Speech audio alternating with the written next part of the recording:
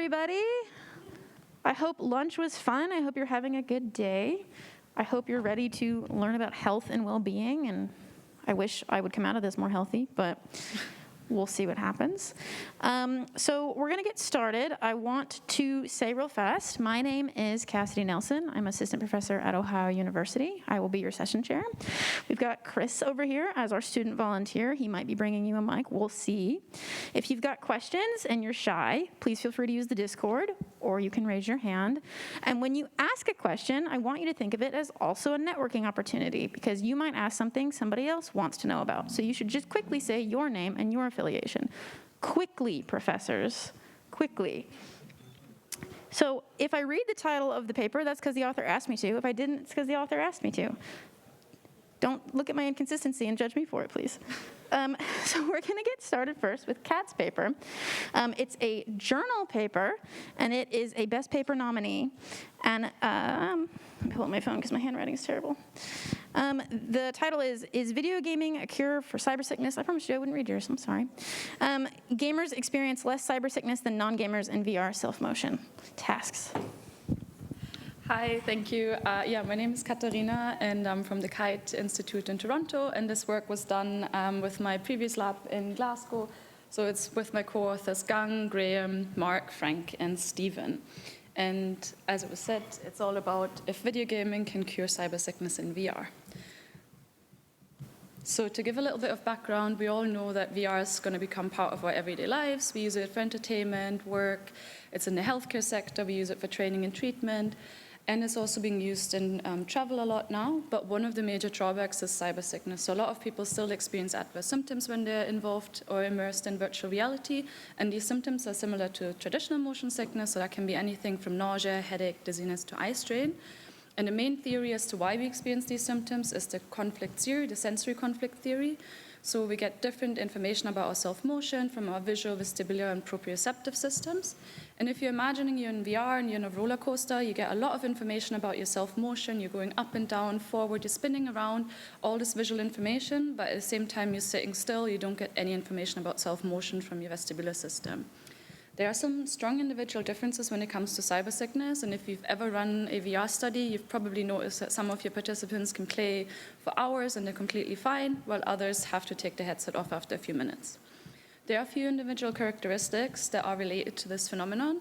For example, sex. There are some studies suggesting that females experience more cybersickness than males. Age can have an effect on this, with some studies saying that older populations experience more cybersickness than younger ones.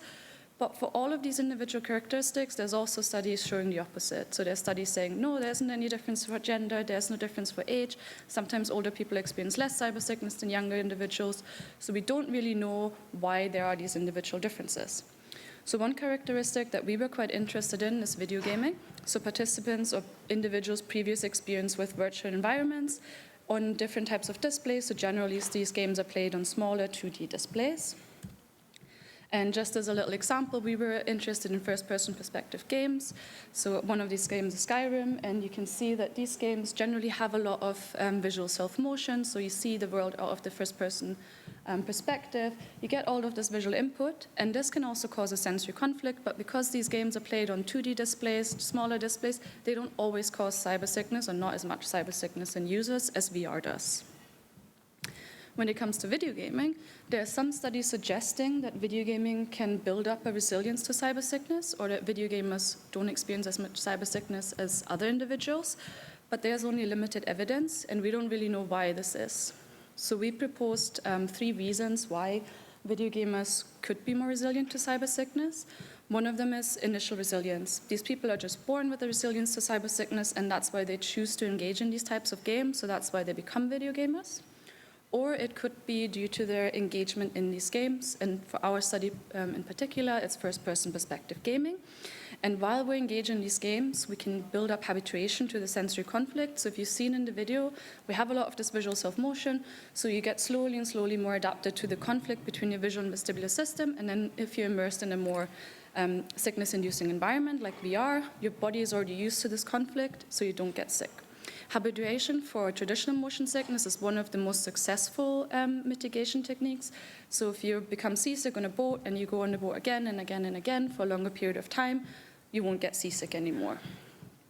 Another reason for this resilience to cybersickness could be related to visual spatial abilities. So playing video games, and action video games in particular, can help build up visual stills, visual attention skills, and other visual spatial abilities. And these have been, in turn, related to resilience to motion sickness. So basically, playing these games builds up your visual spatial abilities, and then having these stronger abilities can then reduce cybersickness. So we created this beautiful little diagram that explains this again, so shows this again, and based on this, we came up with our two hypotheses for our study here. So the first one is that gamers will experience less cybersickness in a virtual tunnel travel task, so that's the task that we chose for our study, compared to our non-gamers. And then our second hypothesis is that gamers will perform better on our two cognitive tasks compared to our non-gamers.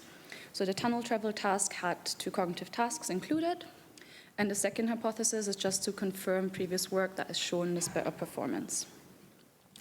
For our study, we decided to recruit VR-naive participants, so none of our gamers or non-gamers had a lot of VR experience. So these were either completely VR-naive participants or people that have used it once or twice for other studies or have just tried it at a friend's house, because we wanted to make sure that nobody's previous VR experience could have an effect on the outcomes here. So we ended up recruiting 15 first-person perspective gamers. These are individuals that spend at least 5 to 10 hours a week engaging in these first-person perspective games, and 17 non-gamers. So these are people that spend less than 3 hours playing any type of video games. So that includes playing games on your phone, playing Sims, playing anything. So these are people that don't spend any time playing games.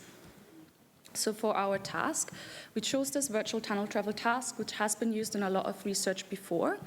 And it includes these two cognitive tasks. And one of them is related to this little square that pops up with the objects inside. So it's a visual discrimination task. Participants have to react to one of these objects, in this case the green circle, while ignoring all the other ones.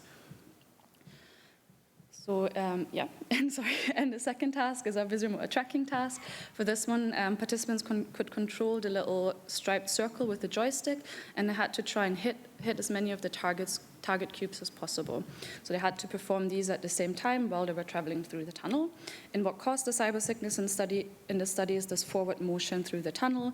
So it's mainly forward motion. There's some turns and some up and downward motion as well. So to quickly sum up what we found, so indeed we found that gamers experience less cybersickness compared to non-gamers, and we measured this both with the FMS and with the simulator sickness questionnaire. So we had a continuous measure. Every 3 minutes we asked participants how strong their experience of cybersickness was, and then after the experiment they had to fill out the simulator sickness questionnaire, and they had lower ratings both on the FMS and on the nausea subscale here. For our task performance, we found that on the visual discrimination task, so the task where they had to react to the green circle and ignore the other distractors, they outperformed non-gamers, so they were more often correct, and they also reacted quite a lot faster than our non-gamers. For the visual motor tracking task, we didn't find a significant difference in performance, but if you can look at the graph, you can see that there's a slight trend towards gamers being better at this task as well. So to sum this up quickly and to talk a little bit about what that means for the future and what the implications are, gamers experience less cybersickness than non-gamers, so that confirms our first hypothesis, and we think that this is likely due to the previous experience with first-person perspective games and with visual self-motion in these games, and it could be due to their superior perceptual skills, which is shown by them outperforming non-gamers in our first task. And what does it mean for the future of the research and in general? So first-person perspective games can potentially habituate users to cybersickness. And if we're conducting VR research that has any emphasis on cybersickness, we should take people's gaming experience into account. When we conduct cybersickness research, we already look at different measures. So we always ask participants about their gender, we ask them about their previous VR experience, and we often also ask them about their experience with traditional motion sickness, just to make sure that that doesn't affect our outcome. But we would suggest that we should also ask people about their gaming experience, because that could have a strong effect on how much cybersickness they experience in virtual environments. And then for our second hypothesis, we partially confirmed this hypothesis. So gamer experienced better cognitive performance on our visual discrimination task, and they had faster reaction times. So that just means that gaming has the potential to improve performance in cognitive tasks for VR, kind of supporting previous literature. And it also means, again, that if we're conducting research that has any of these tasks in them, we should really take people's VR experience, gaming experience into account. So what do we want to do next? If you remember from the beginning, I mentioned that we have 3 potential reasons for why gamers could experience less cybersickness, and one was this predisposed resilience, so they're just born with more resilience to cybersickness, and we need to really confirm that that isn't the case. So this can be done with training studies. We train non-gamers with first-person perspective games, meaning that we can then compare how much cybersickness they experience, just to validate that it's the gaming and not just being a gamer that improves cybersickness resilience. And once we've done this, we have to understand what aspects of the game help build up this resilience. Is it just first-person perspective games? Is it any type of video game? Is it the speed in the game? Is it the visual motion? Are there certain aspects that really help with this, building up this resilience? And once this is done, we can start designing serious games that are developed to help build up this resilience. So if you have, for example, in the healthcare sector, you have an application that's meant to help people with Parkinson's or something else, but you have patients that can't, that are just really motion sick and they can't take part in this at all.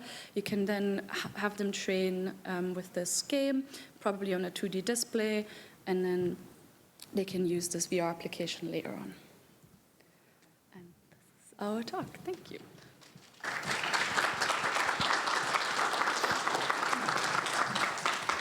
Okay, I am going to be a session chair who endeavors to get us out on time. Work with me here, please. Does anybody have any questions? Okay, coming around. Thank you. Hi, my name is Jan Ecker from INRIA Rennes. Thank you for your talk. It was really interesting. I'm really looking forward to future works. I can attest that I did not used to have resistance to cybersickness. When I got into gaming, it was like, you know, the game Portal, maybe? Mm-hmm. And I got really sick from that. So I can attest you get better, but you don't necessarily start better. Mm-hmm. I was wondering, like, because there are so many different video games, there are like FPS, of course, but what they are like those kinds of RPGs that are 3D. Do you think that would help? Because we know that they help with cognitive abilities, but... So I think they would help as well. We focused on these first-person perspective games because we wanted to have this visual self-motion in the games, because we thought if any video game helps with cybersickness, it's going to be these. And that's why we included them.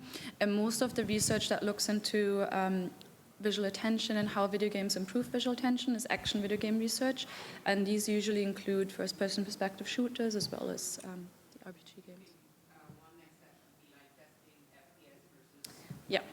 Yeah. So I think that's important. I think first we need to figure out whether it is playing these games that helps, and then we have to figure out what type of games or what aspects within the games help.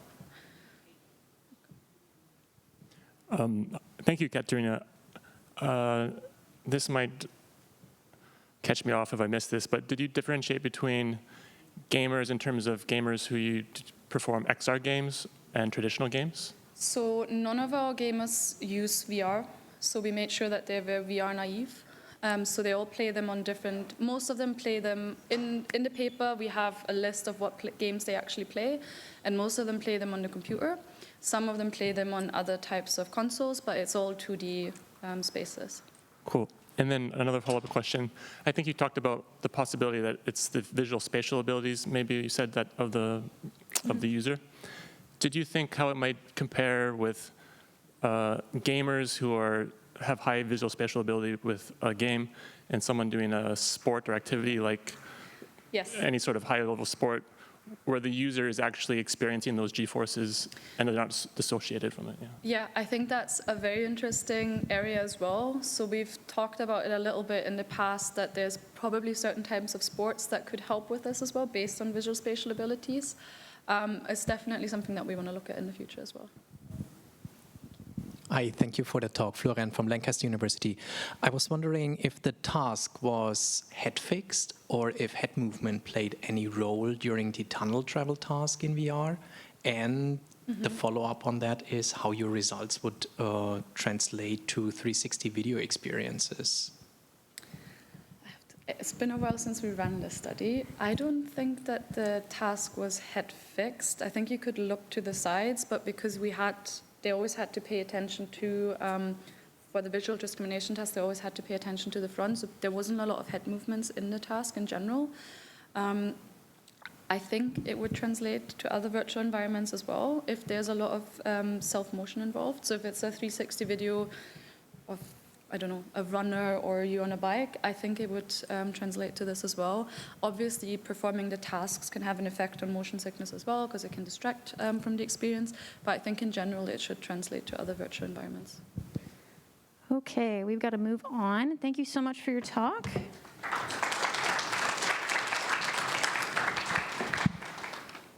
So while we transition, I'll introduce our next speaker. Our next speaker is Neven. Their conference paper is titled Efficacy of Virtual Reality Distraction for Reducing Chronic Pain. I told you my handwriting's bad. Thank you.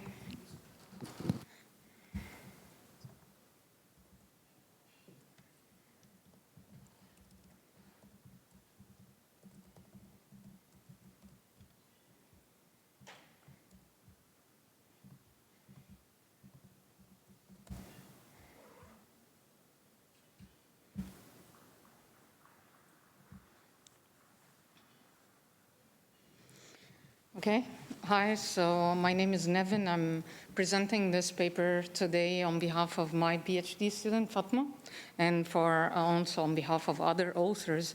And today I will talk a little bit of how we can use virtual reality distraction for reduced chronic pain.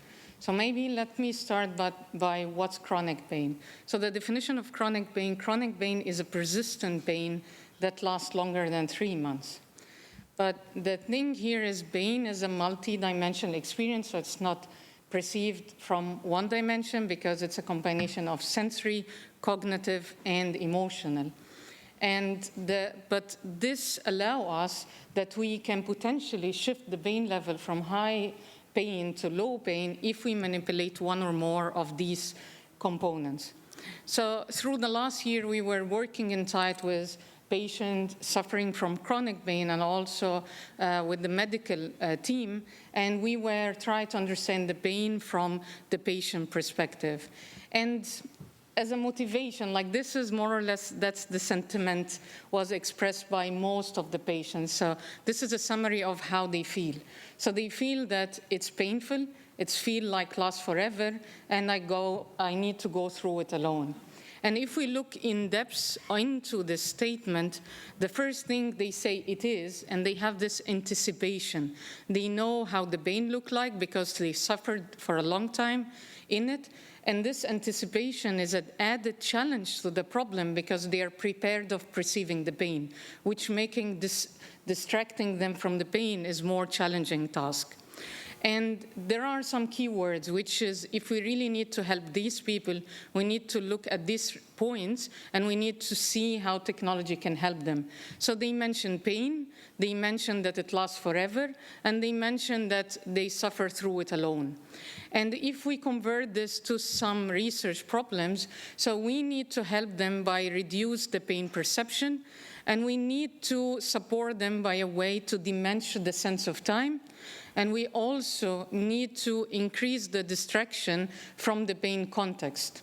So to do this, if we assume that these are the 3 main phases we have to go through to help these people to be distracted from pain. So let's focus on the easiest, simplest one, which is how to distract them from reality or the pain context. So here, immersive environment is a very high potential environment to distract them from reality or from pain. So this gives us a very early step for helping these people by distraction. The second thing is we need to diminish the sense of time. So, and it's like any game, right? If we make them engage somehow in this immersive environment, then they don't feel that it was so long time.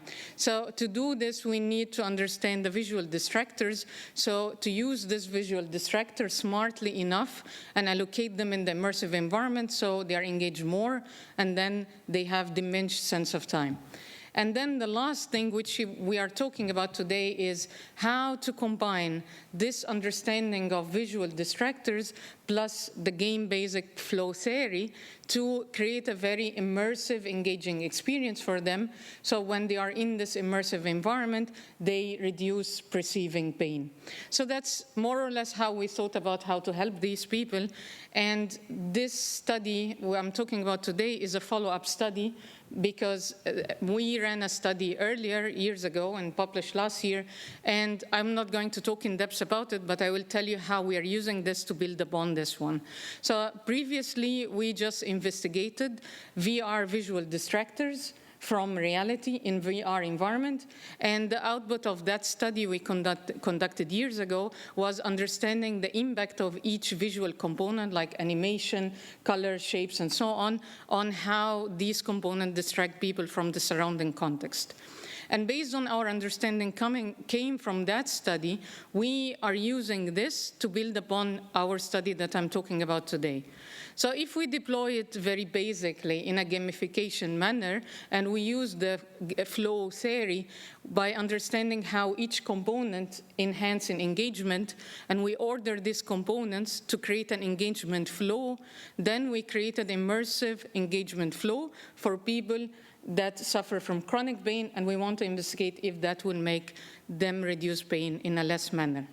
So how research actually targets pain distraction? There are two ways of doing this, or two components we have to consider. First one is emotional and cognitive. So emotional is we support the people by an environment that reduces sadness and depression by just putting them in a cheerful environment, or put some nice music, or put animation in front of them, so to just bring the emotions up, and then they are not depressed, so they perceive less pain. Or the other way is relying on the pain that the pain requires attention, and because our human mind has a limited amount of conscious attention, so if we distracted our conscious attention to another distractors, so we don't have the mental power to perceive all the pain, and then that may lead to reduction of the pain. So in the study specifically, we didn't investigate the emotional part. However, we considered the previous research, and that considered, for example, some attributes, high contrast, low poly environment that has minimal contextual feature. So we applied what was suggested before, but our study mainly focused on the investigation of the cognitive the cognitive load coming from visual distractors to distract pain. So what we were trying to do. So through the last years, we tried to investigate how to design and develop a study that assists the impact of using virtual reality to reduce the pain perceiving. And also, we really wanted to investigate it on a real chronic pain patient, so we understand the impact in an outpatient settings. And we, by talking to the patient more, we understood that there are different pain levels, and we wanted also to investigate how these pain levels are actually affecting this immersiveness level. So from the previous study, we took the visual distractors, we ordered them in a manner to create this flow theory, and we created a game. So we ran a study in an outpatient clinic at the Faculty of at the Faculty of Physical Therapy, and we conducted this study for a year, so it was a fun year. And we recruited people that already suffer chronic pain, but we cannot ask patient to come to the lab directly, so we had to work with the therapist. So we had a team, therapist team that did the screening. So they screened 100 patients, and during this they wanted to make sure that they are eligible for the criteria for this immersive experience. So initially we started by, we are welcoming everyone that they have pain, let's see how we can help you. And then we opened for a wide range of age. However, through the study and the screening, we figure out that some participants, especially the elder one, suffered from some motion sickness, so we narrowed the range of the participant. We also focus on people that has chronic pain in the cervical and lumbar pain, so they can sit down and they still have the pain in more or less unified area. So we tried as much as we can to unify the interaction between all of them. So we try to find participants that more or less have the same pain area. So out of this 100, we only managed to recruit 56 that match this criteria, and magically they were 50-50. Female and male. That's not, we didn't make up the number, it was like exactly 50-50. So the criteria was the participant between 18 and 40, they need to report that they had this pain for at least 3 months before coming to the study. They need to understand and speak Arabic properly, so I'm from Egypt. And this study was conducted in Egypt, so we wanted to make sure that they can read and understand the instructions in the immersive environment. And we wanted to make sure that they have a fine motor control in the arm they are using the controller in. And they must conduct our study before going and visit their physical therapy session. So we did this before the physical therapy session to make sure that it's more or less unified again for everyone. And all of them were either normal vision or a corrected vision participants. So we did this on Samsung Gear. I don't think it's sad to say it here, but why we did it? Because the previous study was ages ago, and we wanted to compare later some results. So this is why we kept the consistency of the resolution. So what happened? How we did this in the clinic? So people come to the clinic. They do a self-reported pain score, which is 11-point numerical rating scale. And why we use this one specifically? Because that was the pain score conducted in the hospital already. So we wanted to keep the consistency between the score rate we are taking from the study, so we can compare it to the pain level later. So we stayed for that one for the sake of consistency. Then we asked them to do another trial for VR game. And here where we excluded some of them because of motion sickness. And if they didn't have any motion sickness, and so they start the study. And through the study, we measured some information, such as the playtime and the error they did through the game. And once they finished, we asked them to again do self-scoring during the game, how they perceive the pain during the game, and how they perceive the pain after the game. So we end up by having this 56. However, we were very optimistic at the start. We wanted to get participants from all spectrum of pain. However, after conducting a study for a year, we couldn't find enough number of severe participants that has severe chronic pain. So we decided to remove the severe chronic pain participant, and we just focus on the mild and moderate patient that have chronic pain. So that ended up by excluding 7 participants, and end up by having 49 participants. 25 of them had mild pain, chronic pain, and 24 had moderate pain. So to give you a quick overview about the results. So the first thing we did was analyze the scoring they did before starting the immersive session and after, and BRE. So we found a significant difference in their self-reporting score. So there was a significant difference between the score of pain they reported between before and during, and between before and after, and they reported that they felt that the pain is reduced. However, we didn't do anything. It was just by doing this immersive illusion or distraction. We tried to see if there is a difference between male and female. We couldn't find something there. But we looked at the data we collected from the performance, such as the playtime. And we analyzed this data based on the pain level. So we found a significant difference between participant had mild and moderate. So participant had moderate pain. They finish the game faster. And when we looked at the error rate, we couldn't find a significant difference. But if you look at the graph, you will find the pattern that people who finish faster actually conducted more errors.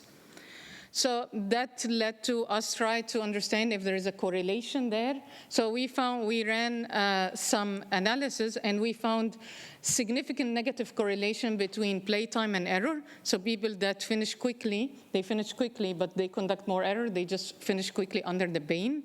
And the people, and also between playtime and age. And we also find a positive significant correlation between error rate and age.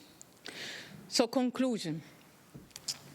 What we are concluding in the study, we are trying to say that the findings indicate that the VR technology has a high potential for enhancing distraction level, especially for patients that suffer from chronic pain. And it shows that the acceptance and the visibility of integrating this technology in outpatient clinics.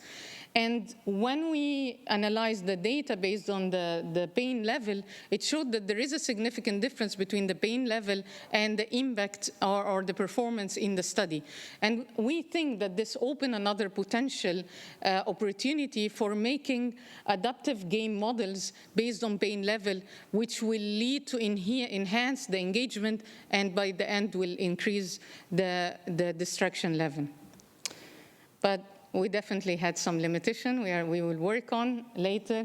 So first limitation is we didn't have a quantitative way to measure pain. We relied on the self-reported score schema. Second is the study didn't assess how pain level affect the VR experience endurance, because we didn't have enough time to take them through multiple sessions. Again, these people who are under pain, so we couldn't make long sessions. And we also didn't study the impact of VR habituation, and I think this is something we need to consider, but we need to conduct this study over a long time to see if that was only from the immersive experience, first-time immersive experience, and how we can keep this engagement over time. And thank you.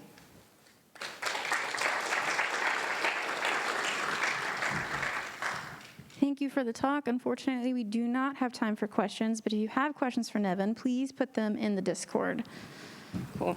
Thank you. So while we are transitioning, our next paper is titled Crafting Virtual Realities, Designing a VR End-User Authoring Platform for Personalized Exposure Therapy.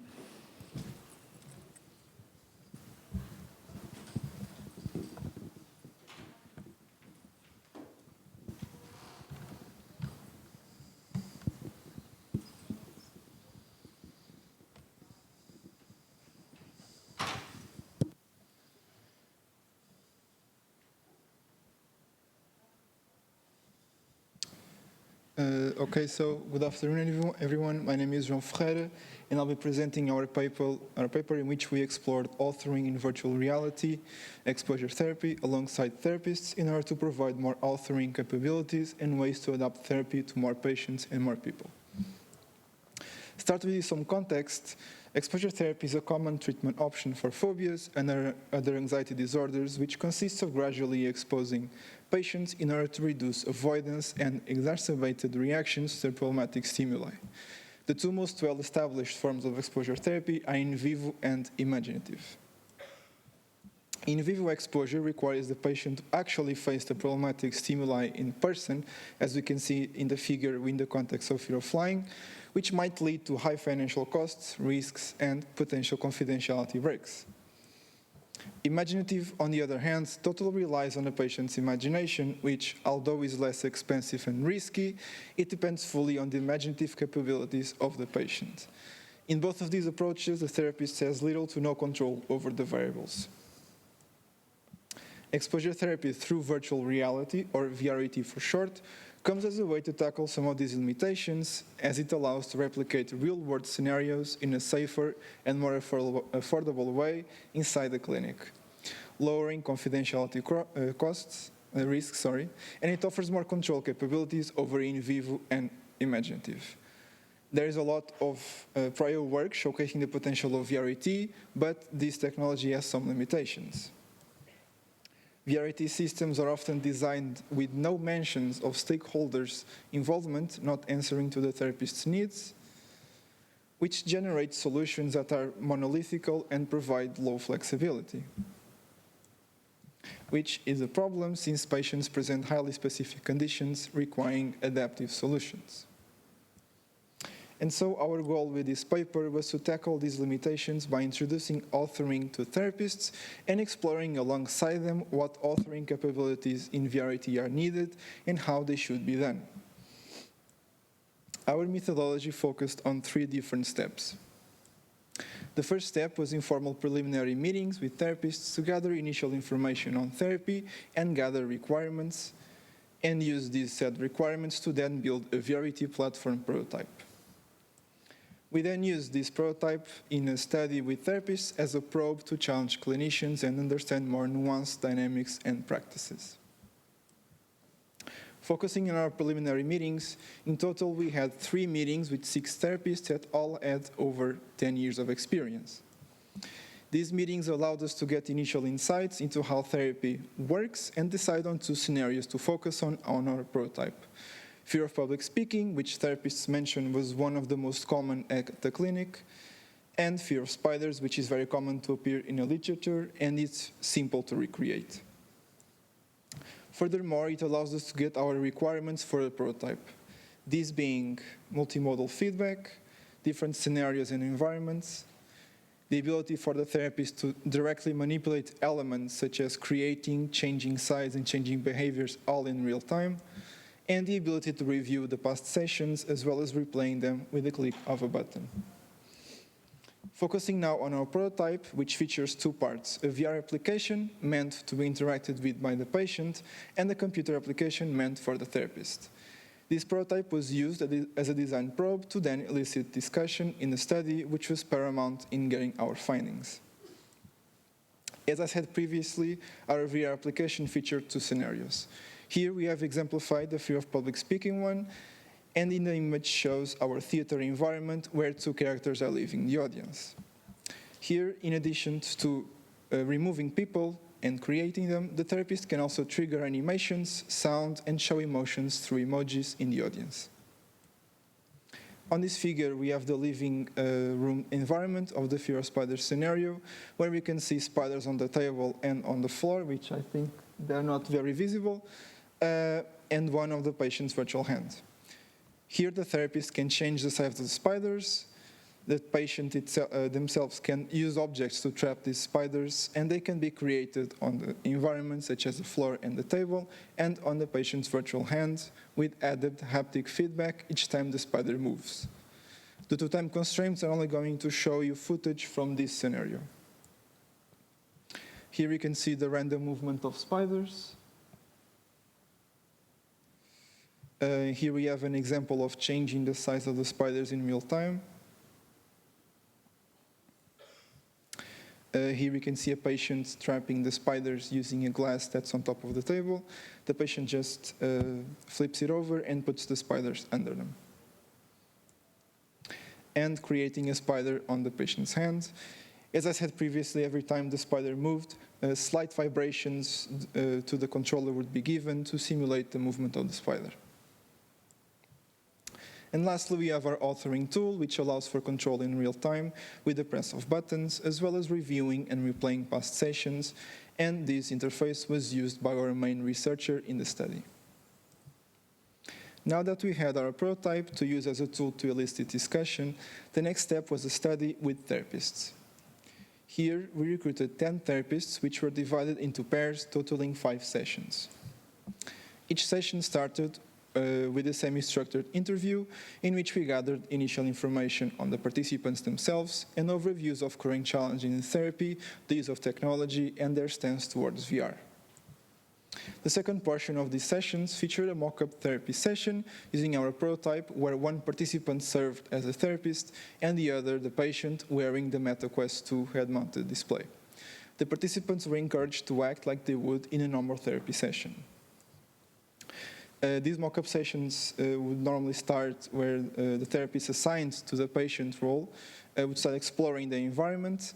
Then conversations between the two would happen naturally with the therapist telling us what they would like to control. If it wasn't possible already, we will write it down and move on. In the end, we showed we could replay the exact actions that were performed by the therapist. To analyze the results of our study, we performed a thematic analysis that gave us our findings, which are detailed in the paper. In this presentation, I will focus on a set of lessons learned that derived from those findings, which are our main contributions. From stereotypes to individualized and meaningful scenarios. VR allows environments to be more ecologically valid, which means how closely related to real-life situations they are, but our findings suggested that VRAT applications are often stereotyped and plagued with exaggeration and generalization. For example, participant 10 said, "I work with obsessive-compulsive disorders. There is a myth about contamination that has to do with germs. I experienced not long ago an environment in which there are multiple germs, viruses, among others, that come flying in my direction. This won't activate anyone. Usually, whoever does the design doesn't really have any clinical experience." In this situation in particular, the patient is not really afraid of the image of the virus itself, but of being in dirty and unsanitary situations. Therapists told us that a simple used tissue on a table or someone touching the doorknob with their hands dirty is a lot more ecologically valid and therefore more effective. By building scenarios directly with therapists, we can answer to the real therapy requirements and dodge dangerous stereotypes. The importance of the therapeutic alliance and the therapist's representation in VR. Therapists mention that the therapeutic relationship is crucial between the patient and the therapist, and that interacting with a real person instead of an automated user is one of the producers of success. This was also evident when participants assumed both therapist and patient would be present in a virtual environment, as said by participant 5. "No, but I think we both go right. How does this work? Will it be the both of us?" There were also concerns from the therapists about the patient not being able to see the therapist, potentially harming the therapeutic relationship. Therefore, the presence of the therapist in the VR environment must be explored alongside the control possibilities and how different representations might affect approachability. Moving on to VR as a middle ground in therapy. VRAT is highly promising, less intimidating, and more acceptable when compared to in vivo exposure, and therapists accept VR in the context of therapy, but as said by participant 5, virtual reality is a virtual reality. If we don't make the transition into an in vivo context, there is no proper way to test if that phobia or if that anxiety has less impact. Therefore, this technology is only seen as a middle ground between imagination and in vivo, making exposure to real-life scenarios mandatory due to the perceived lack of stimuli. Still, it is seen as enticing for therapy, with the added ability to potentially bridge distance gaps. And finally, control possibilities and the importance of holistic experiences. During the mock-up session, relaxation techniques were mentioned to be taught to patients to help calming down, such as self-affirmation phrases and breathing exercises. In particular, these breathing exercises were suggested to be included in VR, as said by participant 4, not really pausing the environment, but something appearing in front that would allow the exercise to be done. The hand as an anchor for breathing, the hand contour, they follow this line to help them count each breath. It was also discussed that the level of control of the therapist is important. A higher degree of control should be better, but it will also increase the complexity. There needs to be a balance between complexity and functionality. Smaller actions are also important to control, such as changing the starting zone of the environments, more control over the environments themselves, and indirect exposure, such as spider webs instead of spiders. And so in conclusion, in this paper we explored authoring in VRAT by following a participatory design approach to design a VRAT prototype to then be used as a probe in a study with therapists. From this study, we were able to gather findings that highlighted misconceptions in therapy and provided directions on how to improve environments for VRAT. And that's the end of my presentation. Thank you for listening, and I'm happy to answer questions.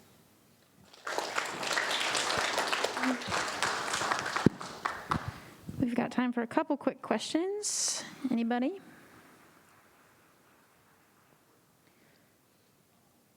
I'm going to ask one if you don't, okay?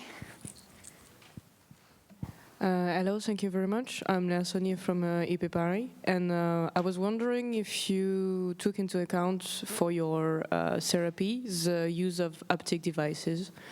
For instance, I'm thinking about a common phobia, which is needle phobia. I know that in my case, seeing the needle is enough, but feeling it is what really triggers me. So is it a plan to include haptic? Do therapists think haptic is a good way to go or not? That's a really good question, actually, because when we were doing the first prototypes, it was mentioned that, especially for the fear of spiders scenario, therapists would like, I think this is more horror than therapy, but they would like the patient to feel the spider climbing up the leg or the arm itself. And so I think it's very interesting to follow more haptic devices. And yeah, it's really, I think it's really good. A great presentation, quite interesting. And I really appreciate the participatory design approach, definitely much needed. Did you already explore efficacy, effectiveness, anything like that with this system? I might have missed it. No, our goal was not to really understand if this worked, because we already know VRT works. It was more to know what therapists would like to change and to be able to control in these scenarios. Okay, yeah, thanks. Looking forward to hearing more then. Thank you. Got time for one more. Can my authors switch while we're getting this last question going? Hi, that was a great presentation. I just want to ask if the decision making to increase the size of the spider or reduce the size of the spider was with the therapist or with the user? I think it was a long time ago, but I think almost everything was discussed with the therapists themselves. It pretty much nothing came from us. It was mostly from the therapists. Okay, so is there a difference in offloading that decision-making capability to the user rather than the therapist controlling the scenario? If therapists had to say anything about that? Sorry, didn't understand the question. Offloading the decision-making to the user rather than the therapists, would that kind of affect the illusion that you're trying to simulate? Oh, okay. In therapy, I think how therapy works usually is that the patient and the therapist talk, and they build a gradual scale, and they will be exposed to that scale gradually.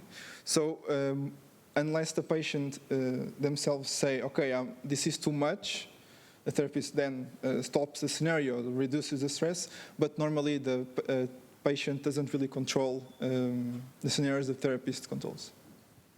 Okay, thank you so much. Thank you for your questions. If you have more, please put them on the Discord.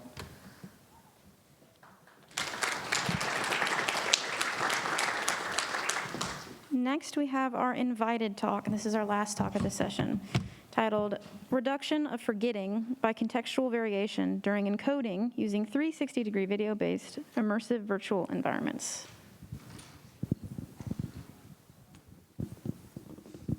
Thank you for introduction. Good afternoon, everyone. I'm Takato Mizuho from the University of Tokyo. Today I will talk about the effect of immersive virtual environments on our memory and learning. In this study, participants repeatedly learned words and performed memory tests in immersive virtual environments.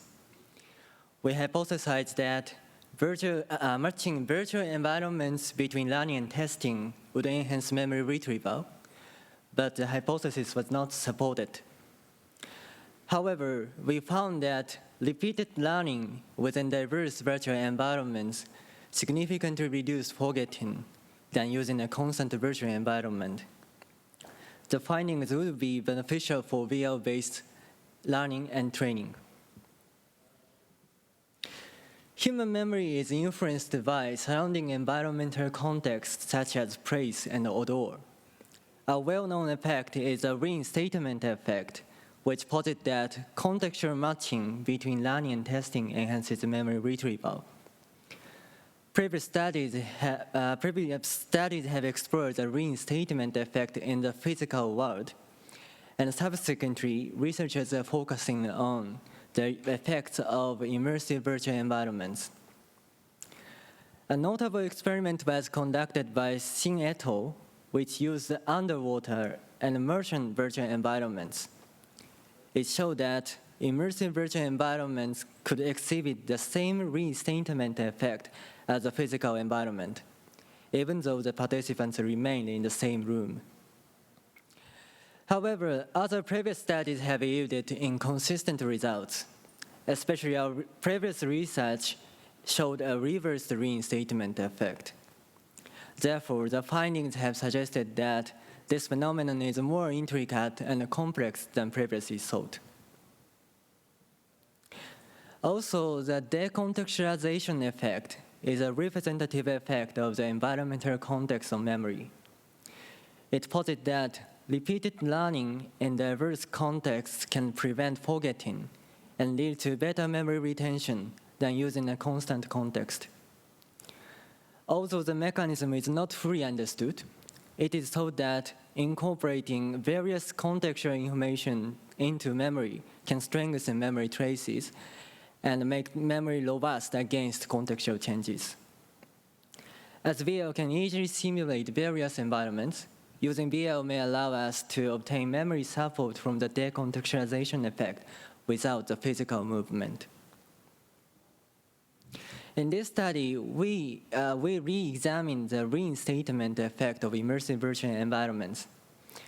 Additionally, we investigated the decontextualization effect using immersive virtual environments for the first time. Through exploring these effects, we aimed to understand how changing virtual environments could influence memory and learning. We conducted a remote experiment. 63 participants participated in the experiment from their home or private spaces using their own head-mounted display. They learned 20 Tagalog Japanese word pairs in 6 iterations and completed the final test after 2 days. Both learning and testing were performed within immersive virtual environments. First, participants underwent an initial study trial in which they learned 20 Tagalog Japanese word pairs. Then they completed 5 retrieval practice trials in which they were asked to answer the corresponding Japanese words to the presented Tagalog words and received immediate feedback of the correct answers. 2 days later, they performed a final test in the same way as the retrieval practice trials, but without feedback. The independent variable was background immersive virtual environments during these trials. We employed 3 conditions between participants' design. The first condition was constant, not reinstated condition, in which the participants experienced the same virtual environments in the initial study and retrieval practice trials, but the final test was conducted in a different virtual environment. The second condition was constant reinstated condition, in which the identical virtual environment was used through all the trials. Finally, the third condition was varied condition, in which a different virtual environment was used for each trial. The type and order of virtual environments were counterbalanced across participants. This is a first-person perspective view of the experimental system. We used 8K resolution 360-degree videos to manipulate an audio-visual virtual environment. Participants were immersed in the virtual environments using a head-mounted display and learned Tagalog Japanese word pairs displayed in front of them. In the initial study trial, Tagalog words were displayed on the left side, and the Japanese words were displayed on the right side. 20 pairs were presented consecutively at a rate of 5 seconds per pair. In the subsequent retrieval practice trial, Tagalog words were displayed on the left side, and participants were asked to orally recall the corresponding Japanese words. After the 5-second response time, the correct Japanese words were displayed on the right side as feedback. During the feedback period, participants self-assessed their answers using virtual cubes in front of them. We used 7 virtual environments: beach, pond, river, grassland, shrine, park, and building. We primarily compared the 3 measurements. Acquisition refers to the scores in the 5 retrieval practice trials, and retention refers to the score in the final test. Additionally, forgetting was calculated from the scores in the last retrieval practice and the final test. We hypothesized that acquisition will be faster in the constant conditions than the varied condition, because in the constant conditions, the retrieval practice trials were performed within the same virtual environment as the initial study, and thereby obtained memory support effect from the reinstatement effect. We also posit that retention will be highest in the varied condition due to the decontextualization effect. Then it will be better in the constant reinstated condition than in the constant not reinstated condition, because the final test was conducted in the same virtual environment as the initial day under the constant reinstated condition, but not under the constant not reinstated condition. Similarly, we hypothesized that forgetting would be least in the varied condition and less in the constant reinstated condition than in the constant not reinstated condition. This graph shows the number of words correctly recalled in the retrieval practice trials and the final test. The statistical analysis showed no significant differences in memory acquisition and retention. Therefore, hypotheses 1 and 2 were not supported. However, we found a significant main effect of the conditions in the amount of forgetting. The results showed that the varied condition indicated less forgetting than the constant conditions. Therefore, hypothesis 3 was partially supported. The participants in the varied condition forgot only 2% of what they originally had remembered, while those in the other conditions forgot about 15%. We did not find significant reinstatement effect. The result was consistent with most previous studies and highlighted the intricate nature of this phenomenon. We suggest that the sense of presence in virtual environments may be a key factor for the reinstatement effect. Although it was not statistically significant, participants who perceived high presence indicated the reinstatement effect, while those with low presence indicated the reversed effect. We think this reversal may be a hint for future studies to obtain a deeper understanding of this phenomenon. On the other hand, we found a significant decontextualization effect of immersive virtual environment. Repeated learning within diverse virtual environments significantly reduce forgetting than using a constant virtual environment. This is the first study to demonstrate the decontextualization effect using VR. To improve the effect further, we consider the sense of presence may be critical. Although it was not significant, participants who perceived high presence indicated larger effect than those with low presence. This topic is a promising avenue for future research. We also must mention the limitations of this study. First, participants were so familiar with VR because we conducted a remote experiment due to COVID-19. Future studies should employ more diverse participants. Additionally, while we employed foreign language learning tasks, the generalizability about the memory targets should be explored. Furthermore, as we used 360-degree videos, it is essential to examine the same effect can be achieved with 3D computer graphics environments. Lastly, previous studies suggested self-avatar is an essential element for episodic memory in VR experiences. Therefore, we are also interested in its effects. Actually, we have already investigated this topic and recently published a paper in TBCC. I appreciate it if you check it as well. In summary, this study suggested that matching virtual environments between learning and testing did not enhance memory retrieval. Conversely, we demonstrate that repeated learning in diverse virtual environments can significantly reduce forgetting. We believe these findings are particularly useful for education and training applications using VR.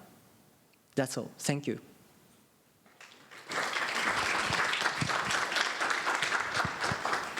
Thank you. We still have got 3 minutes in this author's time, so if you've got any questions. Hello, Matt Gottsacker from the University of Central Florida. Thank you for your talk. I think this is very interesting. I have a question. I'm sorry if I missed it. The words that you used for testing the memory test, for testing their memory, did they have anything to do with the virtual environments themselves, or were they not related to the environments? So your question is whether participants could interact with virtual environment during learning? Because was the recall task was about the words that they learned? Is that right? Sorry, could you rephrase the question? So you're testing how people retained memory of words that they learned. Is that right? Yeah. Yes. And the words that they learned, did they have to do with features in the virtual environments? Yes, also in virtual environments. Let's see. I'm not sure. We can go to a different question. Okay, maybe. can I talk with you after the session? Yes. Yeah. Okay, thank you. Anybody else?